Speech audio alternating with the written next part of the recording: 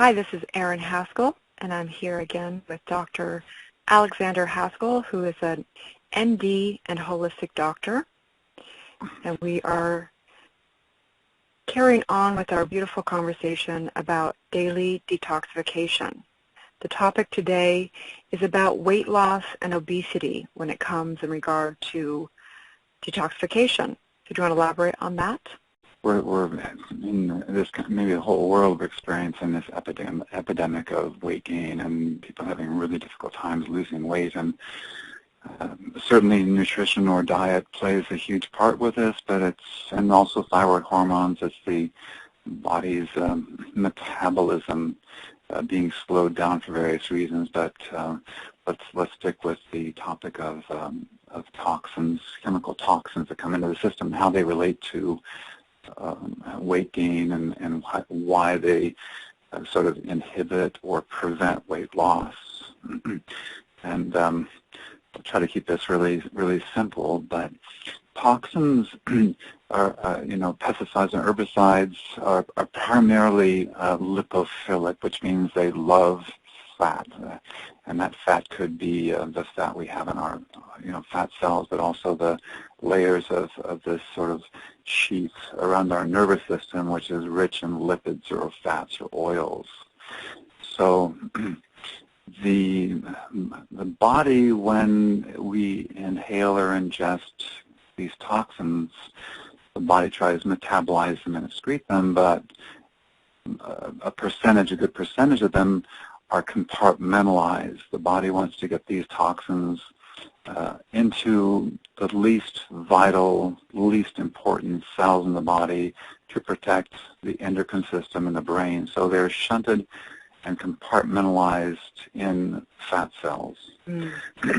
Interesting. So, Sorry, go ahead. But the interesting thing about it's all perfect in that we have this thought that fat is bad, and actually, thank goodness for fat, thank goodness for our system that we would be really not well if it wasn't able to compartmentalize. I can't say that word. You know what I mean? So yes, and so thank goodness for that, just to inject into that conversation. Yeah, you're right. Fat plays a very important role in terms of insulation. Also, it's a storehouse of potential energy in the body. The body has the ability to take that fat out of cells and convert it into glucose when we need some extra energy. So let's imagine a cell, a fat cell, and that there are many channels and many receptors on these cells. But let's just talk about one of those channels, and it's like a one-way road of bringing basically what are called triglycerides or different types of lipids in the blood, and along that road, those are brought inside the fat cell and stored. What potentiates the movement of fat from the blood into these fat cells is a hormone called insulin. Mm-hmm. This one-way road can also come out the other direction. The other direction to bring fat from the fat cell out into the blood to turn it into glucose. One of those hormones is called glucagon. Both glucagon and insulin are made by the pancreas, cells in the pancreas. So when insulin goes up in the body and the fat or even the glucose in the blood is not used to make energy, then the insulin will facilitate the fat and the glucose to go into the fat cell and to be stored as potential energy. When insulin goes down and the body needs to release some fat to turn into glucose, the other hormone is involved, that is the glucagon. So it's very simple idea. Bringing it back to just, I'm going to be so blunt as to say that toxins equal gaining weight. I mean, I'm not the holistic doctor here, but looking at the whole thing and all the research that I'm seeing, you have even movies that are talking about, like Fed Up, they're talking about just sugar equals gaining weight as if it's a calorie in, calorie out type of a thing. And, science has always changing. They don't really know for sure what, it's many, many layers that are causing the obesity in our country. But really, I mean, I'm feeling like even when people exercise, really the point is they're burning calories, but they're getting out the toxins, right? So, and diabetes, you're talking about insulin, you're talking about all these things that are causes obesity. But really, I feel like through these conversations we've had that it comes down straight to the toxins. Yeah, it does in some ways, and there's a whole thing on this on the high fructose corn syrup, and glucose is fine. Usually people can burn up the glucose. That's not too much of an issue unless they're really overeating a lot of sugars. But it's important that people realize that when we ingest a sweet food, let's say fruit as an example, people don't realize that there's fructose in that fruit, but fructose is never a single molecule. It's always in combination with glucose. So even though fruit does have fructose, it's not just fructose. It's a combination of glucose and fructose, and that the bond that unites those two, the glucose and fructose, is broken apart in the intestines, and both of those are absorbed into the body. And the glucose goes to the liver and remains pretty much glucose, and the fructose goes to the liver, and a little bit is turned into glucose, but most of the fructose is turned into triglycerides. So you're saying that if someone eats fruit, it's very different than eating a candy bar. Well, in a way, it's very similar because sucrose, which is what's in candy, is a combination of glucose and fructose. People don't realize this. Yeah. So the issue is, let's say pesticides are an issue. I'll explain that in a bit. But it's the fructose in that sucrose or in our foods, which is the culprit of getting high triglycerides. And the body, triglycerides are again a form of potential energy. The body can metabolize that fructose down into down into free fatty acids and also into glucose. So yeah, it's like a double-edged sword because fructose can form triglycerides, it can form free fatty acids, all kinds of issues. And that's, again, fructose is part of that sucrose molecule. It's a combination molecule of glucose and fructose. It's another sweetener which has some harmful effects. When I see a lab test with a high triglycerides, like above 150, this person is taking too much fruit, too much starch in their diet, and it's going to cause complications. And this is what the body primarily shunts into fat cells, is the triglycerides and other fats as well. So this is proving the fact, again, that it's not just calories. For example, the China study was a study that they looked at the Asian cultures and how many calories they ate. And in fact, they ate more calories than our culture per average person. But because of the type of calories, because there was not toxins coming in as much, they were, not gaining the weight like our culture is gaining. So the point, again, of what I'm hearing you say here is that it's not, necessarily the calories, it's the quality of, not toxic, which are sugar. Sugar is toxic. It's not just another calorie. It's a toxin. Is that correct? Well, I hear that sugar is a toxin, but I really don't believe that is an appropriate word to use. It certainly puts a huge strain on our body to metabolize it, and all the different hormones that are secreted like insulin, and people develop what's called insulin resistance, which I'll explain in just a moment if you have the time. But the China study, pesticides and chemicals, toxins, etc., they're spread around the whole world now, through the air, through the water, etc.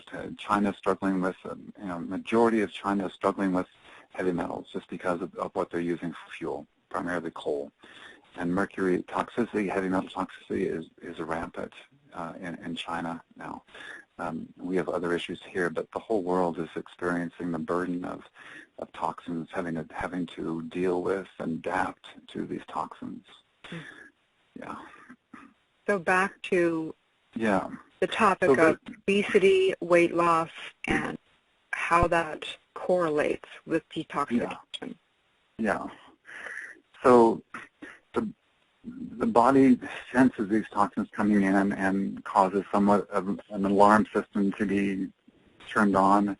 Some of the toxins are stored in the fat. So the body is very sensitive to these toxins.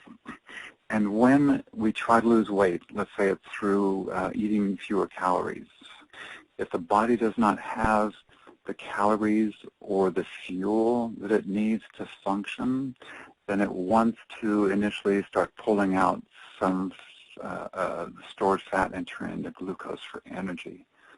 And this is how weight loss begins to happen, is those fat cells, the body's using up the fat, bring into glucose.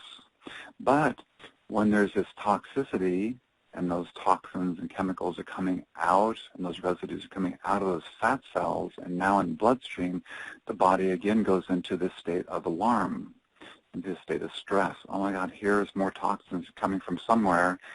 Maybe it doesn't realize it's coming from the fat cells, and maybe it does.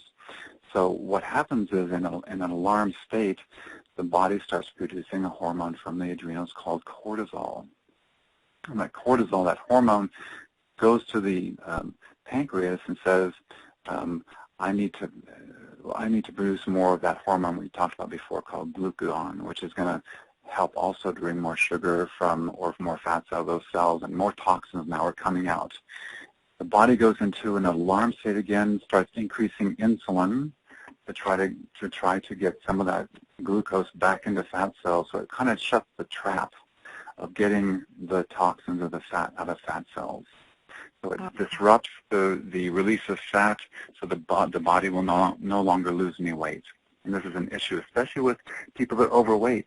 Many people that are overweight, they have insulin resistance, which means that insulin is high, and it only allows that gateway, that one-directional gateway of putting fat or glucose in the blood into the fat cells. Insulin goes up and it traps, keeps that door shut so the toxins cannot come out of those fat cells. And this is the issue for the people that are unable to lose weight. You hear people, I'm dieting and I can't lose weight, because they're still just putting in, they may be putting their calories down, but they're just, what they're eating is still not, it's still delivering a lot of complex, simple carbs and sugars and things, just because they did the, low-calorie diet doesn't work necessarily. And this is what many people have experienced. They go on the low-calorie diets. They lose 10, 15 pounds, and they get stuck. No matter how little they eat, they cannot lose any more weight. And this is the body's intelligence saying, I'm not going to lose any more weight, because if I start allowing more fat to come out of your cells, I'm in a state of stress. I'm becoming more intoxicated. And I think this is the primary reason. And also another factor, which may be another discussion, is that as we reduce our caloric intake, the body is thinking, the body doesn't know that our intention here is to lose weight, and the body senses there's not enough food. We must be migrating again. We must be at a state of lack of food intake, and it will slow down its metabolic rates. And as the metabolic rate slows down, the body will not lose as much fat. And it does it primarily by, it's a little involved, but it does it by decreasing the more active thyroid hormone, so the metabolism slows down. The body's, at the core, the body wants to survive. And fat is its sort of potential life survival, is that the more fat I have, the longer I can exist if I don't have any food. Fascinating. Yeah, it's a double-edged sword, right? We think we're doing good trying to be on a diet, and we're actually hurting ourselves more. And this is why I felt so passionate about this work, was because it's the one area where I really saw a difference for the people in my life and saw it bring all areas of their life up. And I know how frustrating we have something like 1 in 3 people in America are obese our children are having weight issues, and we can't figure it out. And one is that we just have so many toxins in the body. I highly recommend for people to watch Fed Up, and there's so many amazing documentaries now and all this that are coming out. And it's just, we're bombarded through our food at the grocery store, to everything, to just, it's rampant how many toxins are in everything. And the weight loss is a direct correlation to it. Stress as well causes acid, all of that. And what else? So what else would you say as far as the direct correlation, not getting too scientific, because I think it's fascinating. However, I think a lot of people may be like, okay, that's so overwhelming, I don't know what that means exactly. How does that relate to people that are, so we've talked about people that, are trying to diet but can't seem to lose weight, and why that might be happening. And then talk a little bit about diabetes and how that can play into the weight loss and the toxins. What are arenas of people trying to lose weight? How does this play into that process? Yeah, so it's very simple, and we spoke about this before, and that is we prefer a purification program that is not going to is not going to have these toxins come back into the circulatory system, so the body doesn't have that stress response. We want those toxins to leave the body as quickly as possible, and that is through the skin. And this is why sweating or saunas and the different digital books that we're sending people is going to explain how to do the sauna in a proper way. But that's the best thing, is get these toxins from the fat out of the body through perspiration, rather than the fat cells releasing these toxins back into the circulation.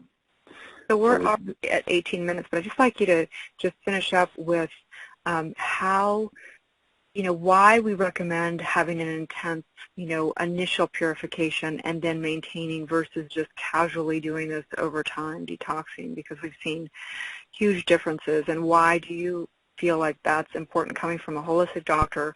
Why would you recommend that to most of your patients? Yeah, so at our clinic we run a purification program, which is focusing on purification through saunas and also lymphatic hydrotherapy or lymphatic drainage. The lymph fluid is all the fluid that's outside the bloodstream, the fluid that kind of bathes the cells and tissues of the body. So we can get that, for many people, get that swamp, get the dam sort of opened up and get that swamp cleaned out. That's an important part of the purification.